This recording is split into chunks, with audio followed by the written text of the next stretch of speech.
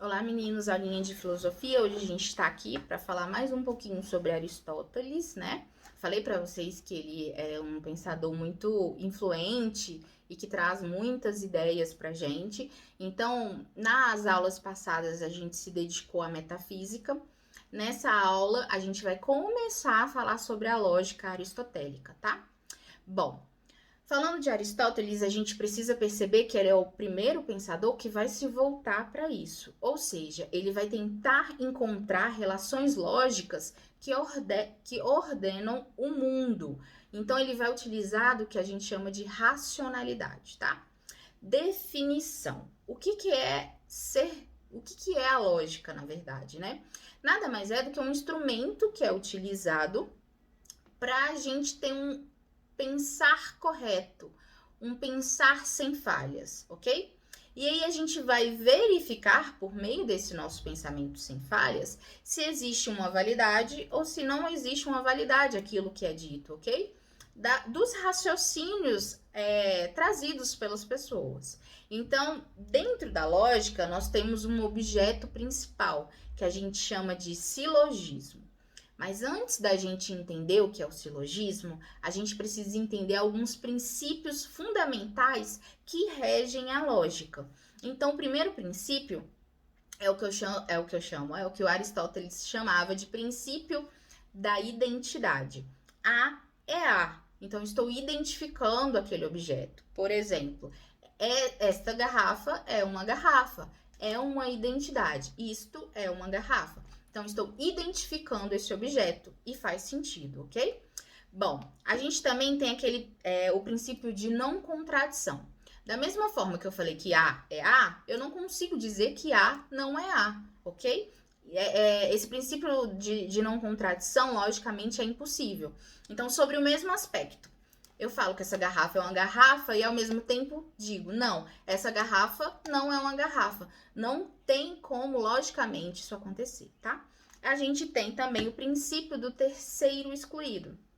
Ou A é X ou não é X. Não há uma terceira possibilidade. Ou essa garrafa é uma garrafa, eu não posso dizer que essa garrafa é uma vela. Não existe essa possibilidade, ok? Então, vamos lá. Além disso, agora a gente precisa entender exatamente o que é esse silogismo que eu comecei a falar para vocês. Ele vai ser um argumento constituído de proposições, tá? Do qual eu vou extrair essa conclusão. Então, vamos lá. São duas premissas e dessas duas premissas eu consigo retirar uma conclusão. O que eu quero que vocês entendam dentro do silogismo? É que essa lógica tem que fazer lógica, tem que fazer sentido para a lógica, não necessariamente no nosso mundo. Exemplo, eu falo para vocês, essa garrafa é azul. Vocês entendem o que eu estou dizendo, então tem lógica. Mas no nosso mundo, eu estou vendo que a garrafa não é azul, que a garrafa é rosa. Mas na lógica, não necessariamente precisa ser o que a gente está vendo. Só tem que fazer sentido. Então, se eu falo, essa garrafa é azul, e vocês entendem, ótimo. Tem lógica, ok? E aí, dentro do silogismo, a gente vai ter algumas classificações de proposições, né? A gente tem as afirmativas, negativas, particulares, singulares. Eu vou explicar cada uma para vocês, tá? As afirmativas, a gente diz S é P. Sócrates é mortal. Então, eu estou afirmando que Sócrates é mortal e pronto. Ok, faz sentido. É uma proposição afirmativa. Além da afirmativa, a gente vai ter as negativas também. Eu posso dizer que Sócrates não é mortal, ok? Então, faz sentido na lógica, ok, uma proposição. Além disso, a gente vai ter as universais, tá? Dentro das universais também temos as afirmativas e as negativas. Quando eu digo universal, já pensa no nome. Todo S é P. Todo homem é inteligente. É universal, ok? Ou então, nenhum homem sabe nadar. É universal também, só que negativamente, ok? Além disso, a gente tem as proposições particulares. Alguns homens sabem nadar, ok? Então, é particular. Só alguns homens sabem nadar. Ou então, alguns homens não sabem nadar. Também é negativo e também é particular. Agora, quando a gente chega nas proposições que a gente chama de singulares, a gente precisa entender que é menor ainda do que as particulares, tá? É um caso mais específico ainda, ok? Então, eu posso dizer, esta garrafa é rosa. Então, esta mulher é inteligente, esta mulher sabe nadar. É algo específico, é mais singular ainda, ok? E aí a gente tem as necessárias, quando o predicado ele está incluso no sujeito. E o exemplo que eu coloquei para vocês, que é o exemplo mais dado, é todo triângulo tem 3 lados. Porque só acontece daquele jeito, ok? Então, quando eu falo todo círculo é redondo, logicamente é, entendeu?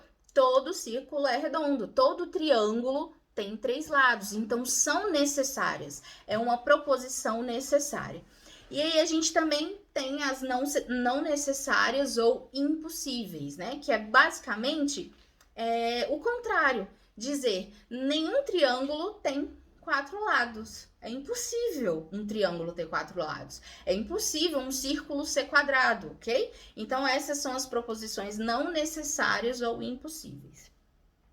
E aí, a gente também vai ter as possíveis, que é quando o predicado, ele pode ou não ser atribuído ao objeto. Por exemplo, todos os homens são justos. É como se eu estivesse fazendo dizendo assim, todos os homens são justos, porém, eu sei que nem todos os homens são justos, então é uma possibilidade lógica.